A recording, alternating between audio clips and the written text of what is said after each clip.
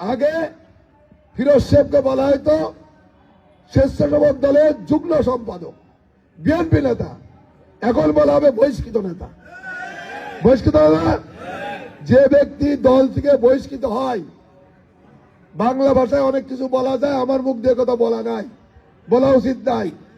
অর্থাৎ যে বাড়ির থেকে চলে যায় তার কি কেউ ঘরে নেই? হ্যাঁ, ঘরে নেই, তার সাথে সংসার কেউ করে? তারপরে করতে যাও চায়, তার কি ভালো জানে? অতএব বুঝে নেন, আমি আপনাদের পরিষ্কার বলছি, গত পরশুদিন এই ব্যাপার নিয়ে দলের মহাসচিব সহ শীর্ষ পর্যায়ের নেতৃবৃন্দের কথা বলেছে। ওনারা বলেছে আরো দু একটা দিন দেখেন। সবাইকে বলেন, আজকে যারা এখানে আসছেন, যারা বিগত দিনে ভুল বুঝে সেই পক্ষে ছিলেন, তাদেরকে আমি অভিনন্দন জানাই, স্যালুট করি।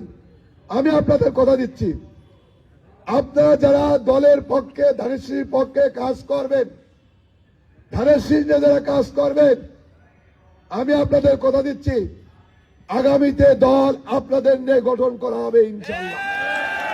যদি কেউ মনে করেন স্বতন্ত্র নিয়ে ভোট করব, স্বতন্ত্র প্রার্থীর পক্ষে ভোট করব, আর উনার নিয়ে আমরা আগামীতে বড় কিছু করব, সেই স্বপ্ন কোনোদিন বাস্তবায়ন হবে না। যদি আপনাদের পরিষ্কার বলছি, এখানে যারা আছেন আপনাদের কিন্তু সতর্ক হতে হবে, আপনাদের প্রার্থী কিন্তু আপনাদের পাশ করতে